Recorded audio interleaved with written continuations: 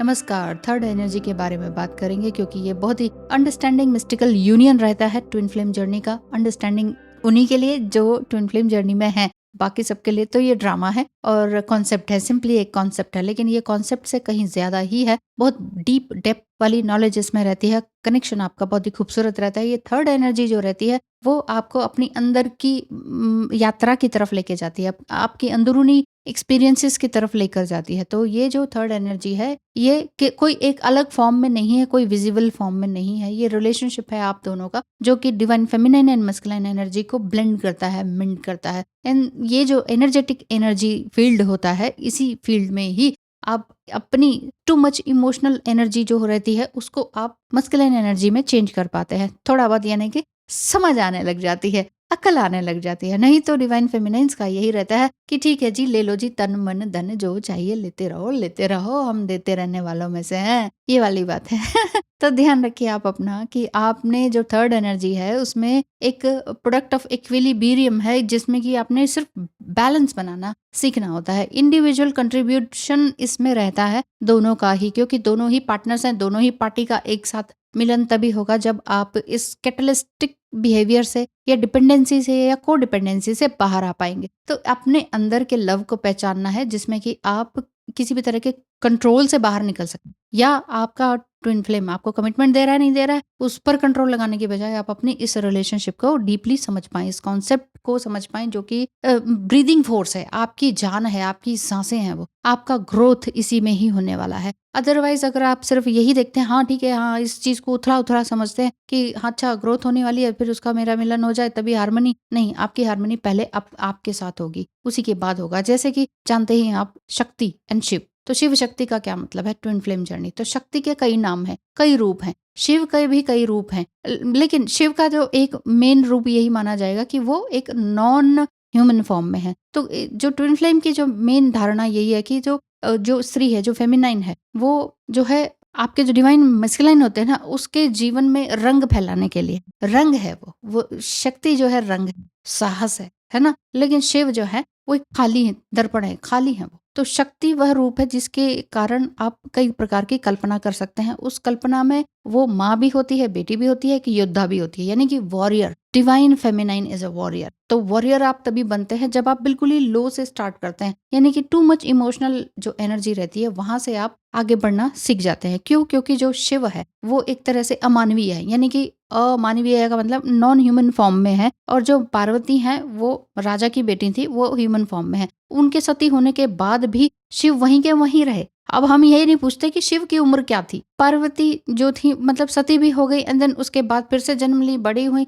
और फिर से उन्हीं के साथ विवाह किया, तो उधर शिवजी की उम्र क्या रही होगी। इसलिए यहाँ पर कोई उम्र वगैरह की बात ही नहीं है, ये तो बहुत ही एनर्जेटिक यूनियन है। और इसीलिए ये भी कहा जाता है कि अब देखिए, शिव और पार्वती उनके अपनी कोई बायोलॉजिकल कोई संतान नहीं हो पाई थी, है ना। तो इस मतलब कि अधिकतर यही कहा जाता है, माना जाता है अधिकतर ना, कि जो ट्विन फ्लेम्स होते हैं उनके आपस में या तो बच्चे हो नहीं पाते हैं, या फिर अगर अलग अलग स्पाउस से मैरिड हैं, अलग अलग सोलमेट से मैरिड हैं, और उनसे जो बच्चे होते हैं डिवाइन फेमिनाइन एनर्जी में, चाहे पुरुष हो चाहे स्त्री हो, ठीक है, उनके जो होते हैं वो एक एनर्जेटिक यूनियन के कारण होते हैं। तभी कहते हैं ना 5 या 6 प्रकार का रीयूनियन होता है, जिसमें कि स्पिरिचुअल यूनियन भी है, एनर्जेटिक यूनियन भी है। तो एनर्जेटिक रीयूनियन जब आपका पूरी तरह से हो जाता है तो वो ऊर्जावान मिलन होता है, वो एनर्जेटिक यूनियन होता है। उसमें ये कहा जाता है कि शिव और पार्वती जो हैं घर को छोड़कर वर्षों तक कई बार भटकते रहे पहाड़ों में, हिमालय में, लेकिन अपनी और उनकी एकजुट जो आत्मा थी वो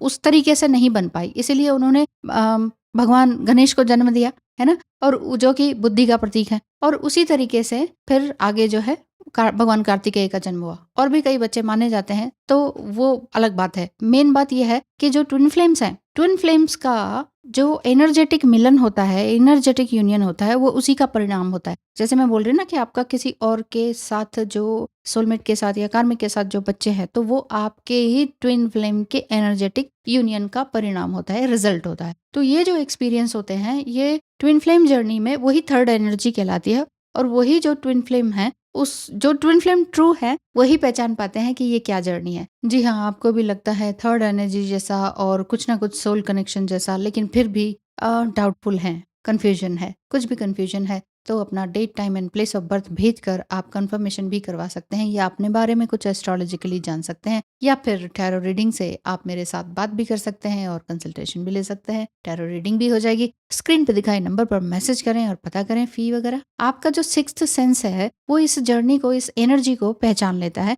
और आपकी वाइब्रेशन को हायर सेल्फ में लेकर जाता है। ट्विन फ्लेम का जो लेवल है ये सिर्फ फिजिकल नहीं है, ये फिजिकल बॉन्ड शेयर करते हैं, क्योंकि प्यार को प्रदर्शित करने का फिजिकल फॉर्म भी है। लेकिन अगर आप एम्पैथिक हैं और टेलीपैथिक कम्युनिकेशन भी आपका उनके साथ होता है, फिर तो ये कनेक्शन और भी स्ट्रांग बनता चला जाता है। जिनका नहीं रहता है, जो सिर्फ थोड़े बहुत इल्यूजन में है और उनको लगता है कि सामने वाला जो मिल गया वो ट्विन फ्लेम ही है, हो सकता है वो उनका फॉल्स ट्विन फ्लेम हो या कैटलिस्ट ट्विन फ्लेम हो। और ये हो सकता है कि आप ट्विन फ्लेम जर्नी में हो, वो अभी अभी आपको मिले नहीं हो, तो पहले फॉल्स जैसा सामने आ गया। वैसे माना जाए, बताया जाए तो बेसिकली फॉल्स ट्विन फ्लेम कोई होता नहीं है। आप उसे टैग नहीं लगा सकते ये मेरा फॉल्स ट्विन। टैग तो वैसे आपको किसी को नहीं लगाना चाहिए। मैं मदर हूँ, मैं बेटी हूँ, मैं प्रेमिका हूँ, मैं पत्नी हूँ, मैं एक ये रीडर हूँ, मैं वो कुछ भी मत लगाइए अपने नाम के आगे। बहुत लोग बहुत कुछ लगाते हैं। प्रोफेशनली भी 10 नाम अपने आगे लगा लेते हैं कि हम ये हैं, हम वो हैं, हम वो हैं, वो हैं। 10 तरह के लेबल्स अपने ऊपर प्रोफेशनली लगे हुए हैं। अब प्लस फिर आप माँ, बेटी, बहन, प्रेमिका, ये वो, है ना, बॉस, वर्कर, एंटरटेनर, क्रिएटर, आप बहुत कुछ है। तो इतने सारे लेबल मत लगाइए। सबके अंदर सब कुछ, सबके अंदर वो multi dimensional activities and creativity आपके अंदर है। लेबल्स लगा के क्या होता है ना, दिमाग जरा हिलने लगता है, ईगो आने लग जाता है। तो ईगो को मेल्ट करना हो तो ये कहो हम सिर्फ सोल है, हम और कुछ नहीं है, ठीक है।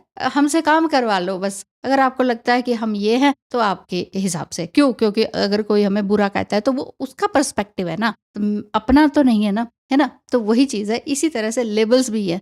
हाँ, पर 3D लेवल पर अगर आपने कहीं एजुकेशन पाने जाना है, कुछ एप्लीकेशन देने जाना है, वहाँ आप बोल सकते हो कि मैं एक टीचर हूँ, मैं एक साइंटिस्ट हूँ, मैं एक डॉक्टर हूँ, वहाँ पर आप बोल सकते हैं। अदरवाइज मैं ये हूँ, मैं हूँ, अपने घर में तो घर जैसा रहे, सोल जैसे रहे। तो आपका घर, आपका, अगर आपको लग रहा है हमारे घर में सब ऐसा ही है, खटपट होती है, वट जो भी होता है, तो भी आप अपने साथ कंप्लीट हैं। डिवाइन फेमिनाइन हमेशा अपने आप में कंप्लीट होती है। बस देखने और समझने की देर होती है। अपना पर्सपेक्टिव, अपना जो नजरिया है, जो चश्मा है ना, वो चश्मा बदलने की देर है। चश्मा को बदल लीजिए, सब कुछ बदला नजर आएगा आपको। जो ये दुनिया है ना, जो खराब लग रही है, तकलीफ दे लग रही है, वो खूबसूरत नजर आने लगेगी। तो अपना चश्मे को बदलने की देर है। Thank you so much. धन्यवाद। आज के लिए इतना ही। धन्यवाद।